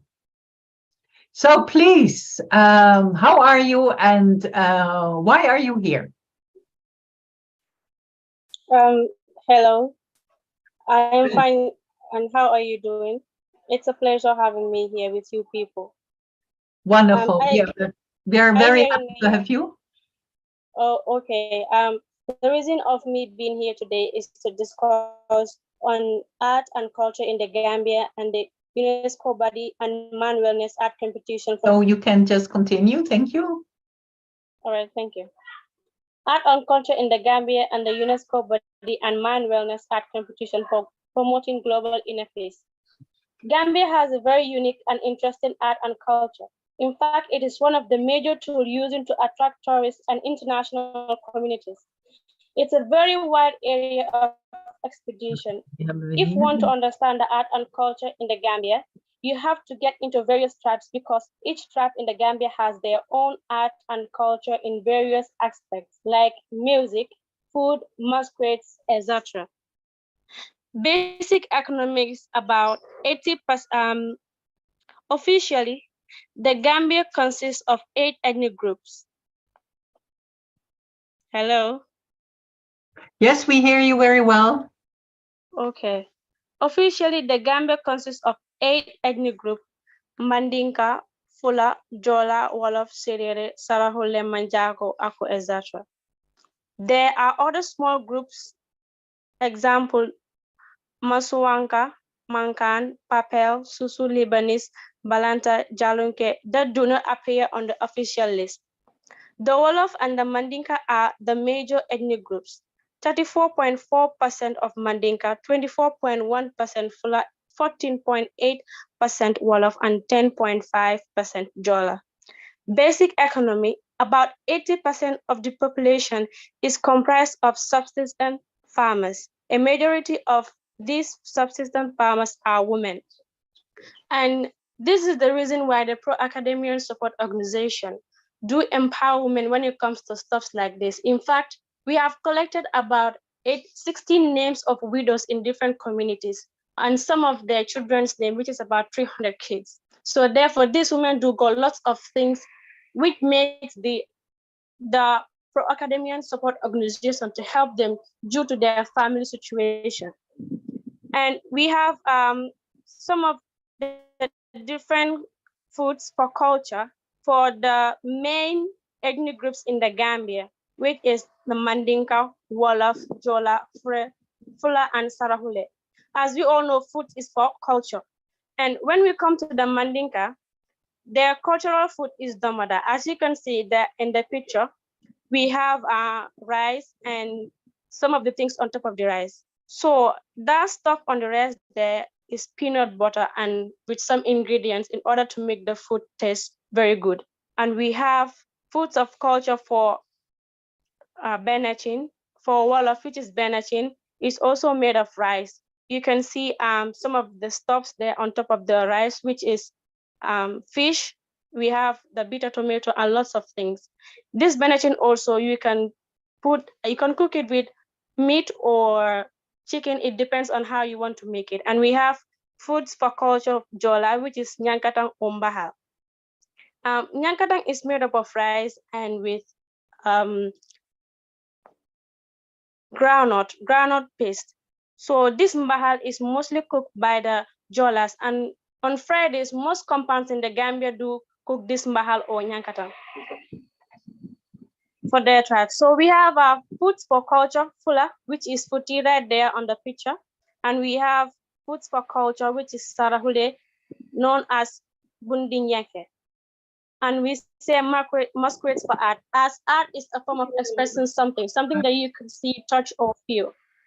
So from Mandinka, we have the Kankurang. There are different types of masquerades for Mandinka, which is Kankurang. 4 different types of Kankurang. The first one you see there is called the Para. The second one is called the Jalkati. The third one is called Sisa, and the fourth one is called Jamba Kankurang. Jamba Kankurang is made from leaves of trees, and the fifth one is the same as the first one. So we have masquerade for art, Wolof Zimba. Wolof has the most attractive masquerade because by looking at it, it entails lots of things like painting. You can see the masquerades have been painted, and we have the sweetest one among them is called Patulakot, which kids usually enjoy when it is displayed by them. And we have the fuller known as the Mampara. You can see there, this Mampara, the way you look, like it's so tall because there are woods that they put on the leg in order to keep it firm on the ground. And we have the Agugu or hunting, which is normally displayed during the Christmas or New Year, which is played by the Akus. People do usually enjoy them a lot because they used to sing lots of nice songs, etc. And we have the Jola. Jola, we have for Aku also, you can see the heads that they put on top of the hunting. Sometimes they use the head of a lion, goat, sheep, like lots of animals, these big animals that you can see clearly with your eyes. And we have this masquerade called Jola, which is Kumpo. So Kumpo is a very special one because it is different from all these other masquerades, because the reason why it is special, when it is dancing, you wouldn't know where the head is, neither the leg or the hands, because that's how it is usually made, especially when it is dancing. So before I get into conclusion, I would love to give an advertisement concerning the UNESCO Body and Mind Wellness for their culture competition for global inner peace. As the pro-academian support organization considered as partner of UNESCO Body and Mind Wellness, this is the advertisement logo of UNESCO Body and Mind Wellness Arts and Culture Competition for Global Inner Peace, in which are part of the organizers and spreading it across the globe. It is open for all regardless of age, occupation, and location. It has 6 categories, which are music, poem, photograph, video, painting, and sculpture. The application has opened since February 1st, 2023 to April 15, 2023 as deadline. You can submit your work at info@unescobmw.org. Pass this information to your friends, family, students, educators. Let's come out and showcase our skills and talents in art and culture for global inner peace. There is a huge reward for the winners. For more info, please refer to unescobmw.org. Thank you very much for giving me this opportunity to talk about the art and culture in the Gambia. Thank you, Adama. That was very impressive. So nice to see how, of course, food is very important for culture. So It was very nice to see all these different recipes from the different groups that in Gambia. And I was also amazed by the masks and this, so it looks like also people dress up like trees. It looked like yes, a bit like a tree also that was there. Yeah, they cut part of the trees and arrange them together and put it on someone. Why is that? Mainly, sometimes like when women, like when they have programs, like cultural programs, they used to display this masquerade to entertain people. Mm-hmm. Yeah, it is naturally culture. Is there also a meaning to the different masks, or like the last one was someone with a lot of grass, long grass, looked like I don't know. Do you mean for Mandinka? Yeah, maybe I meant that. I don't know how you call it. Whether if there is a meaning of the mask? No, I was just wondering. But thank you very much. And I understand that we have to say goodbye to you. So all the best to you in Gambia. And thank you so much for joining us. Thank you, Adama. It was great. Thanks. All right. Wonderful. Thank you for having me. I'm very happy. You're very welcome. You're very welcome. Thank you for being part of our All right. show. Have a We go on to the next guest, Parisa. Yes. Caylee. Did I Thank you. pronounce your name right? You're Welcome. still on mute, darling. Please unmute yourself. Yeah, perfect. Yes. Yeah, you Hi, said my name Caylee. correctly. Hello. Hi. So Caylee is the Young Women Achievers speaker. Wow. Yes. Wonderful. Can't wait to hear it. Can't wait to hear about it, Caylee. Yeah, I'm very excited to be with you all today. And I do have a PowerPoint presentation, so Okay, I'll good. wait for that to pop up and then we can get this started. Yeah, perfect. So you are a student, but you are also working as an administrative assistant at the Osherman Family Foundation. And now you're pursuing your master's degree. Yes, yes, thank you. That's a beautiful introduction. Okay. So yeah. So thank you for that.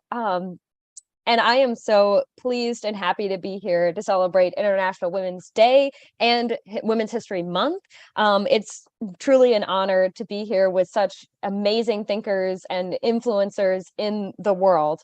I saw a couple of the other presentations and have been so inspired and just like filled with joy. So thank you all for having me be a part of this excellent experience. So today I will be sharing with you the stories of young female achievers that have influenced me. First, though, I feel it is important to give you a little bit of background about myself to show you where I came from and how women have helped to shape who I am. So first, a little bit about me. I am a Frederick native, and Frederick is in the state of Maryland within the United States. We're about an hour and a half from Washington, D.C. I grew up in Walkersville, and I graduated from high school in 2017. I am the oldest of 4 children. So my one sister is a pre-K teacher right now. My other sister is about to start college, and my brother is in high school. During the pandemic, we got a puppy, which inevitably inspired us to get another one. And you'll see pictures of them here on the next slide because I couldn't resist, talking about them and including just an adorable picture of them. So they're super cute and they just make me happy. So I thought I'd share that with you guys today. And then moving on to the next piece of my current life, what I'm doing today, kind of a little bit more background about me too. I graduated from Hood College in 2021 with a bachelor's degree in history and global studies. I initially went to Hood and I wasn't like super, I was like, when I was starting the college process, I didn't know what I wanted to study, didn't know where I wanted to go. And so I was looking at far-flung places like, Montana, across the country. And when my dad encouraged me to look at Hood, I was kind of hesitant about it, but I absolutely fell in love with Hood. So it was a beautiful, wonderful experience, and I loved it. So I majored in history and global studies while I was there. And once I graduated, I still wasn't quite sure what I wanted to do with my future, but I knew that I wanted to do something related to international relations or nonprofit work. So I decided to continue to figure that out by starting my master's degree. So like Adda said, I started my master's degree in the fall of 2021 at American University, and I'm studying international relations, and I graduate this December. So that brings a lot of, excitement and everything, but also the fear of being done with that. Now, also while doing my master's degree, I have a full-time job at the Osherman Family Foundation. This is a local nonprofit in Frederick County, Maryland, that gives grants to local nonprofits. So we help support a variety of local organizations like the Boys and Girls Club, SHIP, which is the Student Homelessness Initiative Partnership. We give money to those organizations to help them fulfill their programs and to build up their capacity. And so I'm on that team that enables that work. And I found this position because I started as a board of trustee member. And so I got acclimated with the organization, and then a job opened up, and I was so blessed to be able to roll into that. Now that I've mentioned all of this a little bit about myself and, to help build the history of my life, I think it's important to now explain like the 4 types of female role models that I've had in my life, which have influenced me and helped to shape me. So the 4 categories are life mentor, an educational mentor, a work mentor, and contemporary mentors. So first is my life mentor. My life mentor is my mother. I was fortunate to have an inspiring and supportive mother throughout my life, and that is something I do not take for granted. I know that she is a blessing to me, and I am so grateful for her every day. She is my life mentor because she has known me my entire life, and no one else knows me better than she does. And also, she has helped to shape the way that I live my life and the way that I view my life. When I was younger and I heard the stories about my mom, she, was the first one in her family to graduate from college.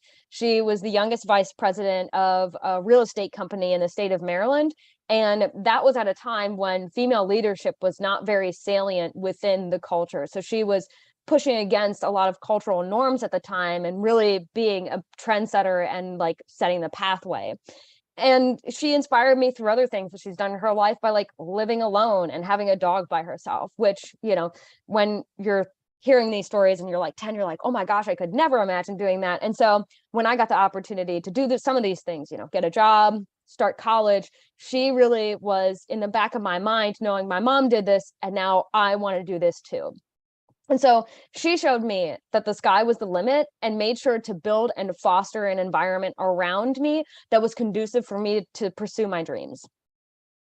My second mentor is Dr. Paige Eager at Hood College. She was my professor and my advisor during my time at Hood, and thus she is my educational mentor. The purpose of an educational mentor, in my mind, is not just to teach, but to push your thoughts and perspectives and make you a better critical thinker and analyzer. So anyone who's attended Hood knows and will admit that Dr. Eager is not an easy grader. She's quite a hard grader, gives very difficult assignments, but that really pushes you and forces you to adopt a wide range of perspectives and accept and process a lot of information that makes you a more well-rounded individual and better able to tackle different problems in your life. So not only did she push my scholarship to be the best that it could be, but she brought in my perspective on the world. And so when I was thinking about doing grad school, I knew that I could only do that and that I was prepared to do that due to the rigor that she had put me through. And that's, one of the pillars in my life right now, that I've been able to accomplish that due to how prepared she made me. The third mentor we have is Lee Adams. She is the executive director of where I work, the Osherman Family Foundation. She is my work mentor, which sounds kind of straightforward, but a work mentor is more than just someone that you work with and admire. A work mentor is someone who advocates for you, facilitates opportunities for you, and listens to you when you have ideas. So Lee, throughout my entire time, has been listening to me and my visions and my ideas. And some of that has led to me having build my own opportunities and fostered new things to do within the community. So she has allowed me to catalyze a group called the Nonprofit Young Professionals Network, which I do in partnership with the Chamber of Commerce. And that only came through her listening to me and her telling me some of the stories of her building her expertise and resume in the community of networking with nonprofits and learning what they do and implementing those strategies and ideas into our own organization. And so I wanted to facilitate a space where nonprofit young professionals could get together and talk about things that are prevalent within our field of work and how we could tackle those issues. Finally, we have my contemporary mentors, people that are in my age group, which are my friends. And I feel that this is important. They are a critical, essential part of my life every day. And so I include them because they inspire me every day. We're talking every day, and they are an amazing sounding board for any ideas that I have. So, and in my experience, my best ideas come from collaborating with them, discussing with them, talking to them, and hearing their feedback. Also, it helps me to vent about things that I'm struggling with, or that something didn't go my way or the way that I had planned it, and I need a friendly face on that rough day, and they're there for that. My friends are those steadfast people that I turn to when I'm in a difficult, challenging situation. And while most of my friends are within the age range of like 20 to 26, I think that shows that a mentor doesn't need life experience to be a meaningful mentor and have that good relationship with you. You know, my friends, through what they're doing in their everyday lives, are inspiring me. My one friend is also doing her graduate degree right now, and hearing her, you know, talk about, oh my gosh, I'm writing this paper, talking like, it's so inspiring and cool, because like, oh my gosh, I'm doing that too, and I can keep doing that. So I've boiled this down to like the biggest influences in my life to 4 categories, but that's not to say that there aren't more categories and that there aren't more mentors in my life. So this is just the people that have influenced me and where they fit into my life. And so I hope that in your lives, you can find similar people that will help to push you and keep you ambitious and looking towards the future. And another like mentor that I didn't include in this is Jessica Underwood. She's a local businesswoman, and she spoke at She Week, which is a local event that we do every August. And I had the opportunity to hear her speak. And the one quote that she said that I will leave you with as my like parting note is that the non-negotiable part of success is staying the course. Thank you. Wow. What a great speaker you are, Miss Caylee. We can expect much more of you, I'm sure. And I really love that you so much honor the women in your life, because it's so important that we realize on whose shoulders we stand, especially us as women and the women before us. So thank you so much, Caylee. Yes, absolutely. And have a great day, Caylee. everybody. Thank you. Thank you. You too. And we move on, Parisa, don't we? We have one more speaker, and then we also have beautiful artists to close off with. So please stay with us. And our next speaker is Heather Anderson. Are you there, my dear? I am. Good morning. Good morning. Good morning, good afternoon, and good evening to everyone online around the world in your pockets of the globe here. Thank you for having me today. It's an honor and pleasure to be part of this amazing event. Once again, honoring women, inspiring each other, and lifting each other up in our global missions. And I think that's what is so powerful about these kinds of events that we have here. So thank you for hosting. Thank you very much for being here. And we definitely want to give you the floor for your presentation on why science. Absolutely. I had a background slide that I sent. Not sure if somebody got it, but there we are. Maybe, great. So today I wanted to talk about women in science. So just a small introduction of myself. My name is Heather Anderson. I am the president of World Genesis Foundation, and our mission is to leave no child without hope for the future. We have programs all over the globe, and our hope is to create educational opportunity for youth, especially in areas where that hope and the opportunities are little to none. I also serve as the Secretary General for the U.S. Federation of UNESCO Clubs, and we work with some really wonderful projects there for young people, which is my passion. But then also we bring other UNESCO clubs from around the United States together to really talk about best practices, making network connections, and lifting each other up in our global missions. A grassroots organization for sure, and one that continues to grow. I'm a teacher by calling, and so that's what sort of brings me to this space today. I want to start off by saying that women in science still lag behind.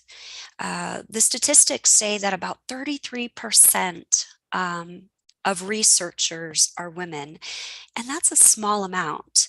And to this date, there has only been 22 Nobel Prize winners. a woman scientist once says, I believe in the ultimate power of women in the context of science and in engineering. UNESCO began an international day celebrating women and girls in science, and that takes place on February 11th. And it really was started to promote and celebrate women and girls in the STEAM subjects. And STEAM incorporates science, incorporates technology, engineering, art as well, which is the STEAM instead of STEM. It's the new word, adding the art element to it, and then mathematics. And I believe women have something to offer. Women inspire science. Science inspires our future. And women have a lot to contribute and to be a big part of that. I love the fact that L'Oreal, together with UNESCO, have this International Day to celebrate women, but also to honor them, to give scholarship, and hopefully to inspire and make connections women, to lift them up in the sciences fields. So where do we start, right? How do we get girls and women into these fields of sciences? It's a field that can be very intimidating and has been in even the cyber world, the digital world. Still, women are far and few into these fields. But I really believe that these fields offer an opportunity of empowerment, right? And I feel like it's important to get young girls in from the ground up. And I really believe that's where it begins. It begins when youth are young, when they're in school, to engage them in hands-on activities and creative activities and allow them to explore, to be curious. I liked a lot of the words that Caylee said about her female mentors and people in her life and teachers that just allowed her to be empowered and to be able to incorporate and find and discover skills and talents and become critical thinkers, creative problem solvers, independent thinkers, and really to be part of these solutions and ideas that are up and coming in the STEAM subjects. So I really believe that starting young is the key in all of this. I'll take, is there any comments or questions before I continue at all, or any comments or contributions to the subject? Any experiences that anybody's had here online that they'd like to share? I'd like to offer a discussion and an opportunity to jump in. Maybe with a hand raised or something. I'm trying to look at everybody. Everyone's muted. Quiet this morning. Anybody here have any experience in the field of sciences, or interest in the field of sciences, or done any work in the field of sciences? Anybody here online? Seeing any hands? Well, Heather, I'm just coming from engineering background, and I completely hear what you say, because it was like over 3 decades ago that I was graduated from computer engineering school. And when we started it, it was in our class, it was 3 girls and 17 boys. So it was definitely a male-dominated area. And it's quite an experience to be there, stay there. And just over the years, this has changed tremendously. It's just the number of girls graduating from science and engineering and everywhere in Canada, in Iran, my back home, has increased a lot. Absolutely. And with our digital platforms, our technology growing as fast as it is, there's more opportunities than ever for women to get into the sciences and engineering, astronomy. What we like to do at World Genesis Foundation, and through some of the things that we do with the US Federation, is use gateway things to get youth interested in the sciences. I love that they've incorporated the art component into the STEM work itself, because I've always believed and always have brought the art with the science, because I believe they both inspire each other. If we look into space, we had drawings of what we could see before we could ever actually see it. If we look into our own bodies, we had artists drawing what was inside before we ever had photographs and could actually see what was inside of ourselves. So artistry and the science have always had these moments together. And I believe together is where you have those eureka moments where minds of different disciplines come together and level up these areas in these particular fields. And I think that that's an important message to give our youth today as they're going into these subjects. I know when I was young, and maybe for many of you here, is that in school, in a very traditional classroom, after a certain age, it was really segregated and separated. You were either this or that. You either went into technology and science, or you went into arts and music. And there wasn't a lot of multidisciplinary learning happening.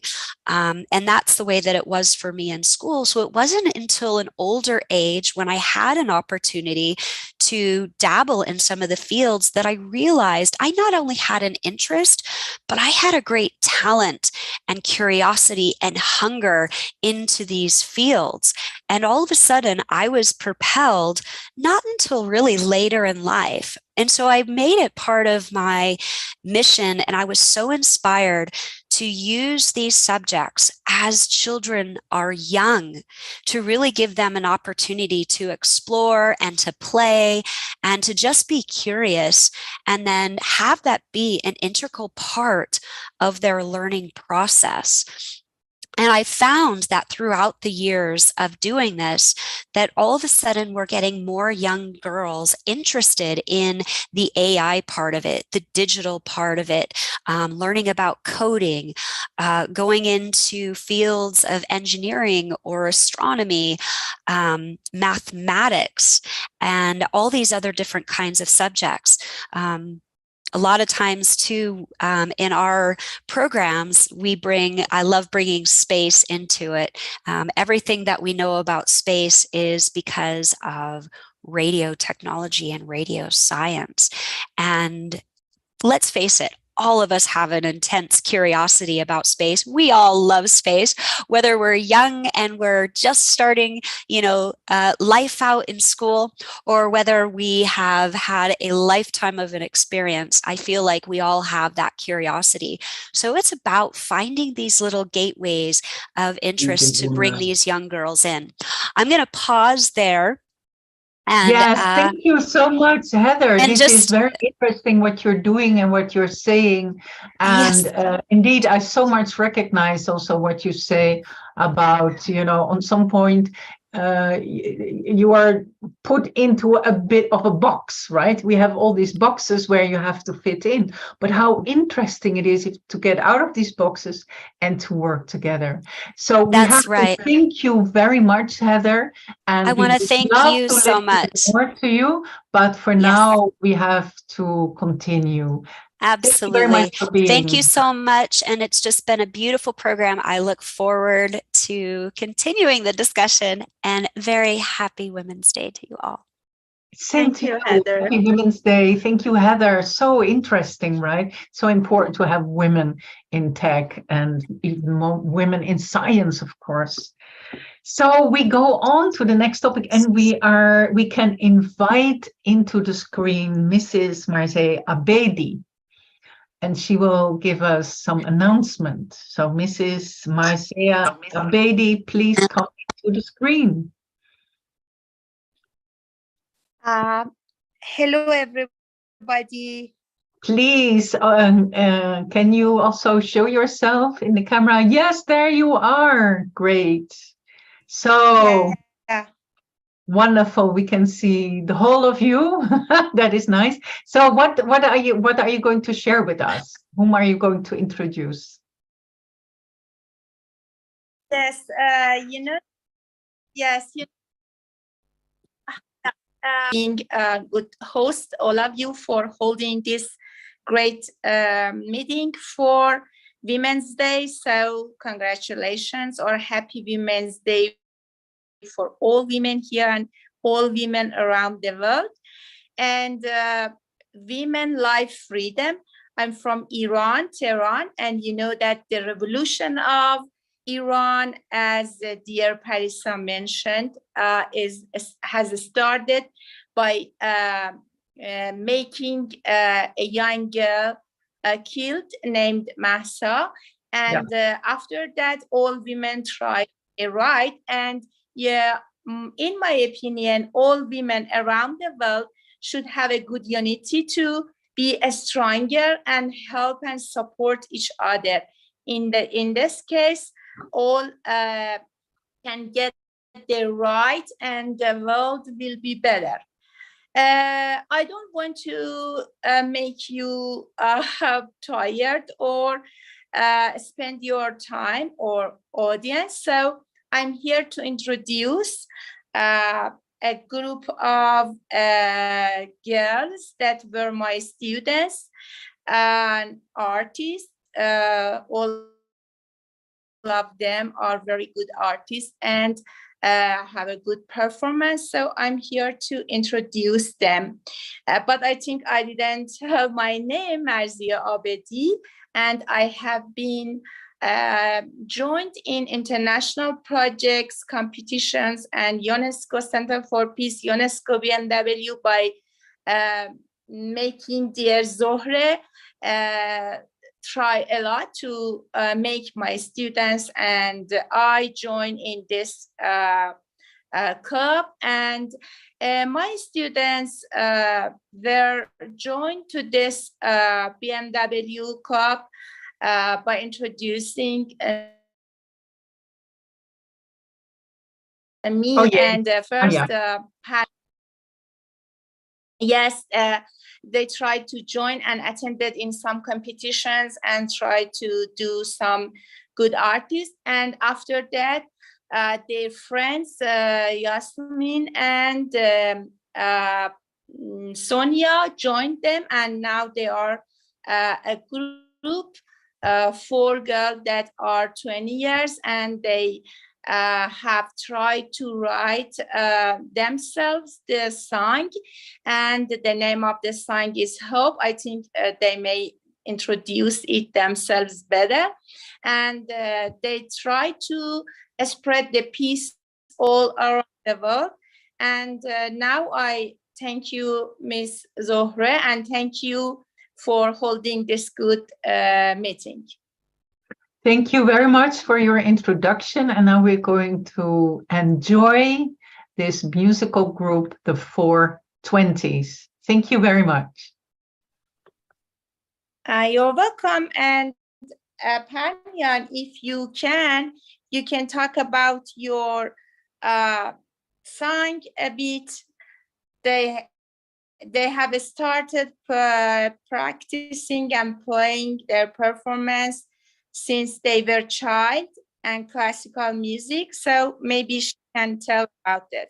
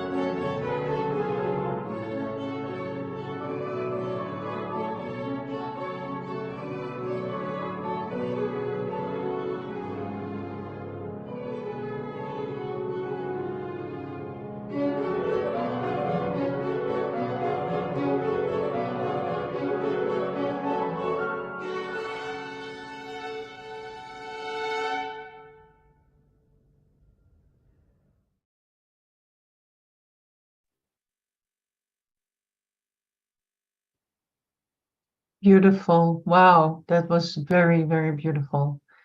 Thank you so much, these wonderful musicians, students then of Mrs. Abedi. Very good. Thank you for helping me. So, It yeah, was they are students. Sorry, they are students. They are students in university right now, and they were my students in high school before 4 years ago. But now they are active. Yes, yeah. Fantastic. So wonderful. Thank you so much. And now we would like to ask everyone to open the mic and the video and come with us in the screen. And if you like, you can give some comments, you can ask questions. You're very welcome to join us here.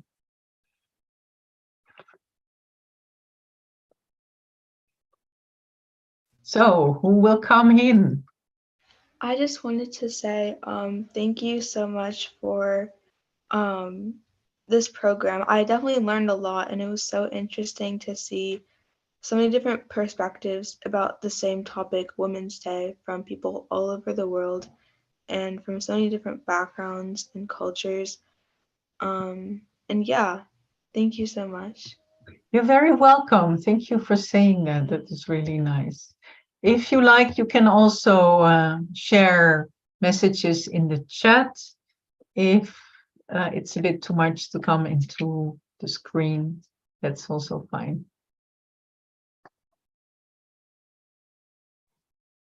Hello, Shiri. Thank you very much. It was wonderful, wonderful, wonderful. I really, really enjoyed. Oh, that is so nice. The women life freedom. I hope in all of the world, women, they have many, many power. Yeah. And I hope they will be more free, more life, more freedom. Thank you very much. That is needed, huh? For women to be more free. Where are you based, my dear lady, Shirin? Where are you from Iran. From Iran also. You live in America or not? Yes. Okay. In US. In US. Yeah. Thank you for joining. I think women will bring life and freedom to the world. Yes. That's their gift. Yes, yes, yes, yes. And usually the women bring the peace. Yes. If women will be in the power, more peace, more love for everybody. But that is true. I totally also emphasize that when we have more women, automatically there will be more balance. That is how it will be natural. And if we can feel the peace really from inside to bring that to the outside world, yeah, that is what is needed. And less war. War is not good. War is they fighting each other, they kill each other. But they bring the life. Absolutely, absolutely. No more war. No more war. No. No. Thank you very much. It was good. Thank you. Thank you for sharing that. Thank you. And yeah, maybe we can ask our dear host Zoreh to come back with us in the screen. And maybe you want to say a few words.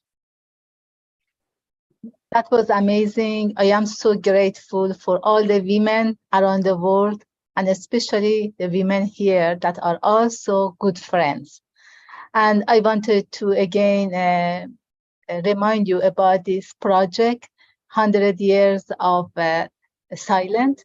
If you want to join us with this program during the year 2023, please call us, send us an email, or contact us on our UNESCO BMW.org. Thank you, Adda. Thank you, Parisa. Thank you, Wanphen. That was great. And I am really, really bubbling of joy with your presence. If you give me this authorization, please, I would like to end our program with a poem for this occasion that I would like to share with you. It is called A Woman Like Us. A mother, a sister, a woman, with those darts of light. Beautiful eyes are watching us. Darts of light come through, pointing at our hearts, into our eyes. Everything rises into the knowledge of light. No doubt, no thought, no worries. The universe within. A mother, a sister, a woman. How beautiful she feels with those eyes inside. A woman like us. Thank you, everyone. See you for the next online program. Hopefully, we will have also so many programs in person. Thank you also, Pavan, that was so gracious helping us during this program with all his skills as a tech support. You have been a gem for this program. See you next. Bye. And happy Women's Day.